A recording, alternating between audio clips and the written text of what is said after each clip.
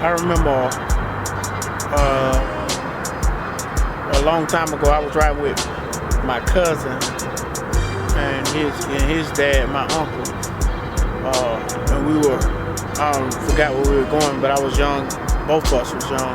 Me and my cousin, and we got into a debate or argument, and I was saying the topic came up of who's better than who, white people better than black people, or black people better than white people.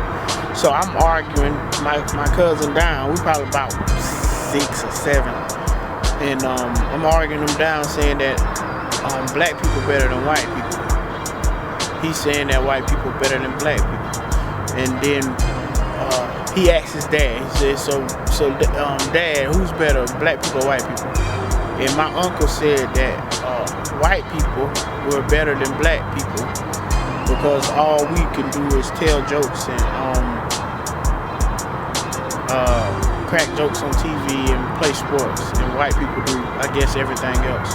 So basically, I'm talking about shame, and to me, I go so far as to say that probably like 95% of black people in America are ashamed to be black.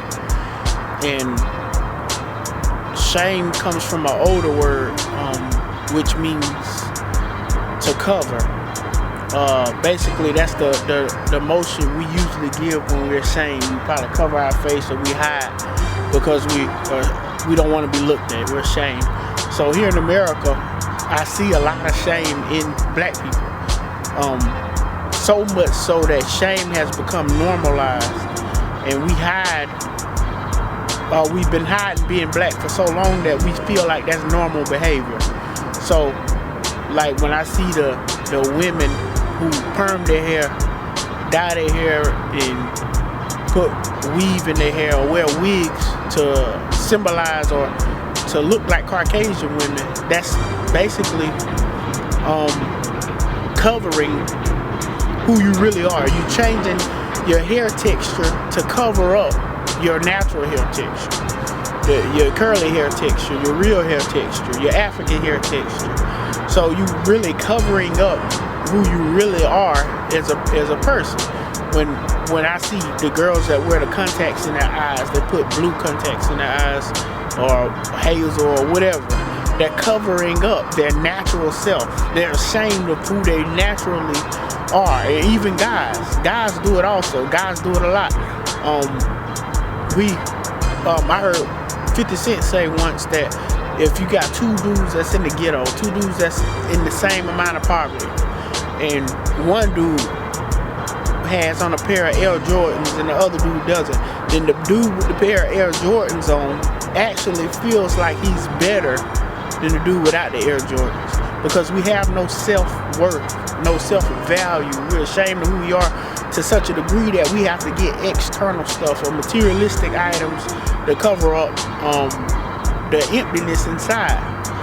We have been put down so long inside this nation and degraded so long inside this nation that we have begun to internalize a lot of the negative stereotypes and the negative images that white people have told us about ourselves.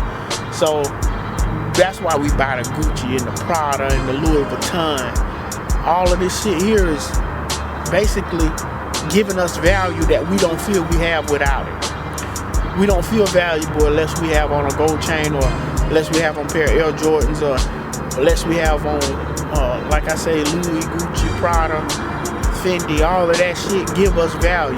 So we are really ashamed of who we are without that. So anytime somebody puts you down, what happens is we start trying to prove to that person that what they're saying is not true.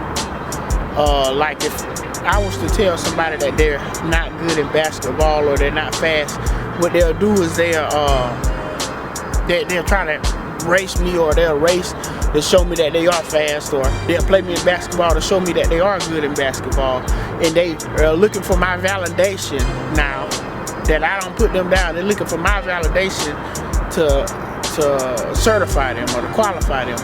And much like how children do when they feel like their father didn't give them enough respect, or they never made their father proud. A lot of children go out of their way always trying to impress that father, always trying to show that father that they are worthy. And that's why I feel like we are in America. Black people are always trying to show white people that we are worthy, that we are just as good as them, or we are men too, or we are women too. So we perm our hair, or we try to straighten up our dialect, and we say things like pull up your pants, or do this. That's why those white people already think this way about us. But I'm telling you that it doesn't matter what you do.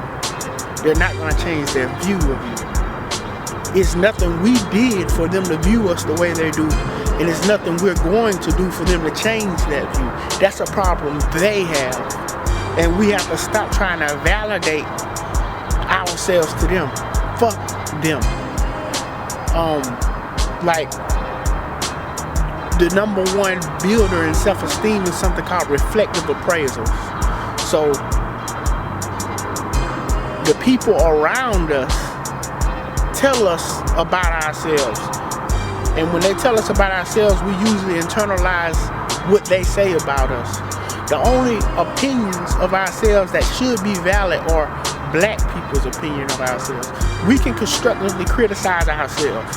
We are capable of that, or giving our own selves a moral compass. We shouldn't value anything white people have said. They do not have the moral high ground in any way. You gotta understand, they can't say we're violent black men, because they have killed more black people than any other race. We got black on black crime, but our shit, it'll take us 100 years at the current rate to 500 years at the current rate for us to catch up with the amount of black people they have killed. They killed over 100 million black people during the transatlantic slave trade, 20 million on the coast of Africa alone.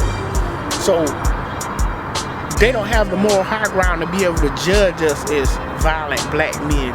We can judge ourselves. We can get our own selves, our own act together.